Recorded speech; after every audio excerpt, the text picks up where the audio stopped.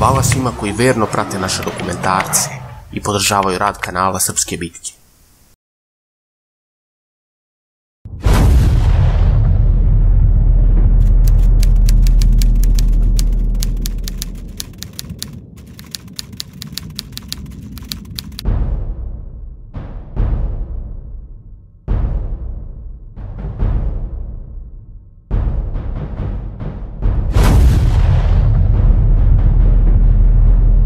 Prvi Balkanski rat izbio je 8. oktobra 1912. godine i po njegovom izbijanju komandant druge armije dobio je zadatak blokirati Jedrene.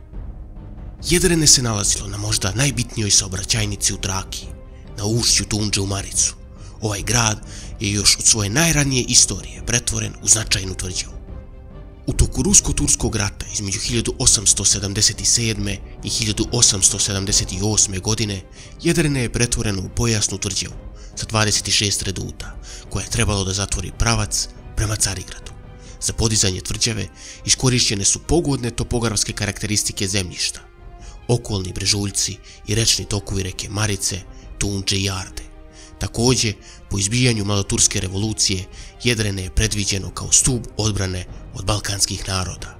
Stoga je između 1908. i 1912. dodatno ojačano.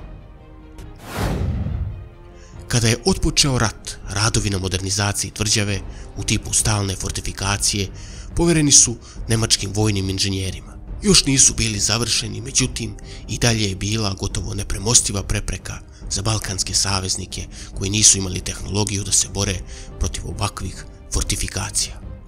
Zemljište oko Jedrena bilo je tokovima reke Marice, Arde i Tundže prirodno podeljeno na 4 sektora, posebne taktičke i topografske celine. Severozapadni sektor između leve obale Marice i desne obale Tundže, zapadni sektor između leve obale Arde i Marice, južni sektor između desne obale Marice i Arde i istočni sektor između leve obale Tundže i Marice. Na sektorima je izgrađena odbrana grada, čija linija se protezala na 45 km. U skladu sa turskim ratnim planom, koji je tvrđavi namenio ulogu zaštite levog krila odbrambene linije Jedrena-Lozengrad prema Bugarskoj, 21. oktobra u Jedrenu se nalazilo 60.000 ljudi. Odbrana Jedrena je raspolagala sa 77 baterija i 430 oruđa različitih vrsti i kalibara, a komandant utvrđenja bio je Šukri Paša. Turska je objektivno procenila da Jedrene može izdržati višemesečnu opsadu, što se kasnije pokazalo tačnim. Porazima kod Kumanova, Bitolja, Lozengrada, Luleburgasa i Gjanice, Osmanlije su izgubile gotovo sve teritorije na Balkanskom poluostrvu. Opstali su samo dobro utvrđeni gradovi Jedrene, Janjina i Skadar. Ipak, iako je to bila najveća želja saveznika, ni Carigrad nije uspeo da padne, jer su Bugari odbijeni kod Čatalče. Bugarska je po svaku cenu željela da se što brže dokopa Jedrenskog utvrđenja, kako bi na mirovnoj konferenciji ga zadržala. Sa druge strane, Osmansko carstvo je bilo rešeno da ga brani do posljednjeg čoveka.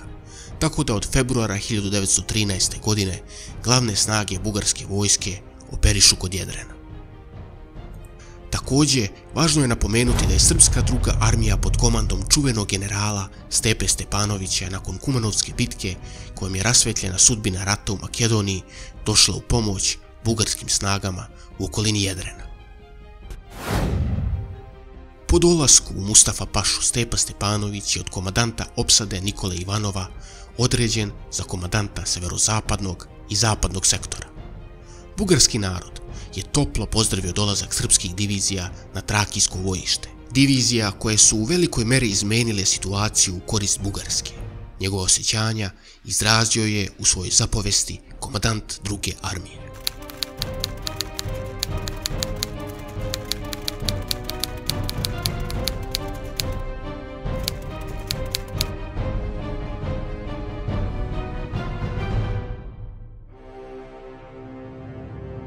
Uprkos stalnim granatiranjem Jedrenskog utvrđenja, delovalo je kao da ne postoji šansa za osvajanje putem izgladnjivanja.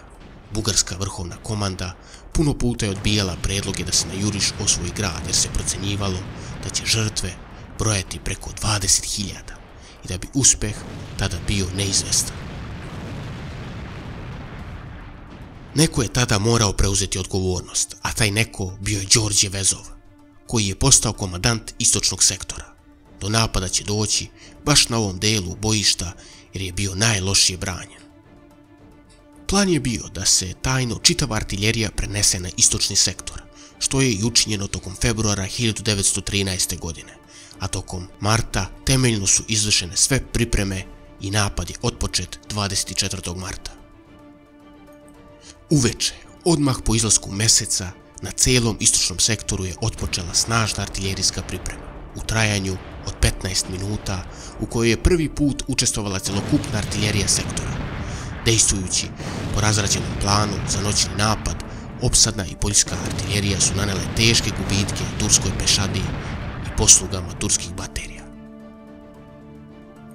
Pod zaštitom snažne vatre artiljerije koja je gađala liniju forova, 10. pešadijski puk je nastupajući u najvećoj tajnosti se približio turskim položajima, a nakon toga je uslijedio napad pešadije sa svih strana na Jedrensko utvrđenje.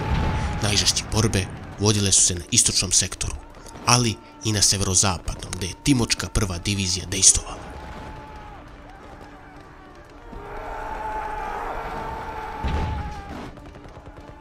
Pešadija je krenula na juriš i posle žestoke borbe prsa u prsa zauzela je for Ajđiolu.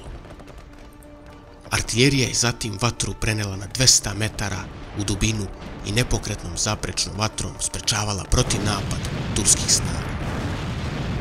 Također, ovaj puk je zauzeo i rovove severno od Kestenlika. Tada su nastupili i 23.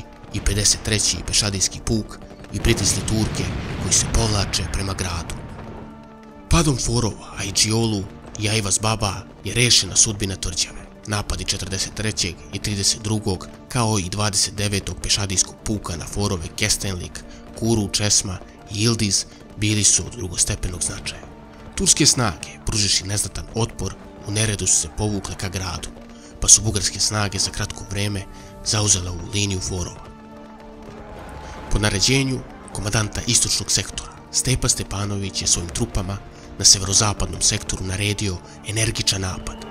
Timočka divizija je također izvršila izvanredan pritisak, a na forovima su se počele pojavljivati bele zastavice u znak predaje.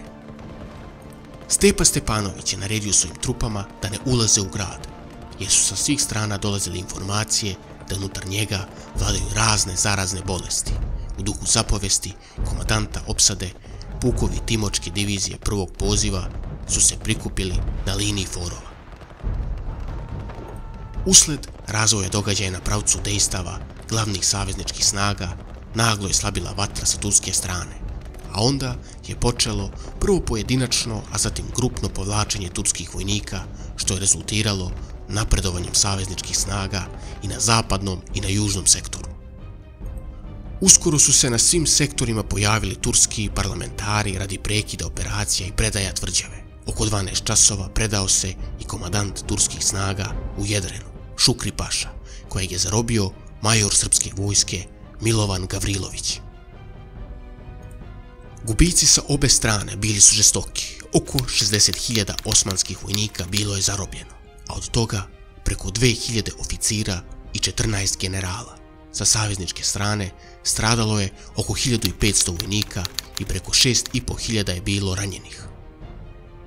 U Jedrenskoj operaciji srpska vojska odradila je sjajan posao, ali također je imala dosta gubitaka.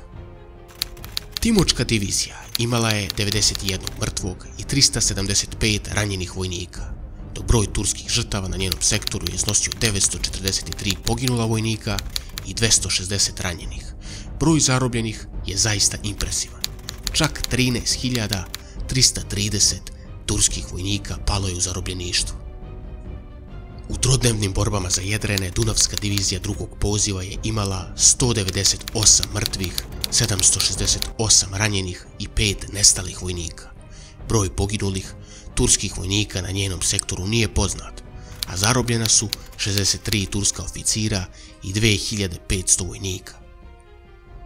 Osvajanjem Jedrena je završena jedna od najvećih operacija i zadobijena jedna od najvećih pobjeda savezničke vojske u Prvom Balkanskom ratu, koji je pokazao da u jedinstvu balkanskih naroda leži velika snaga.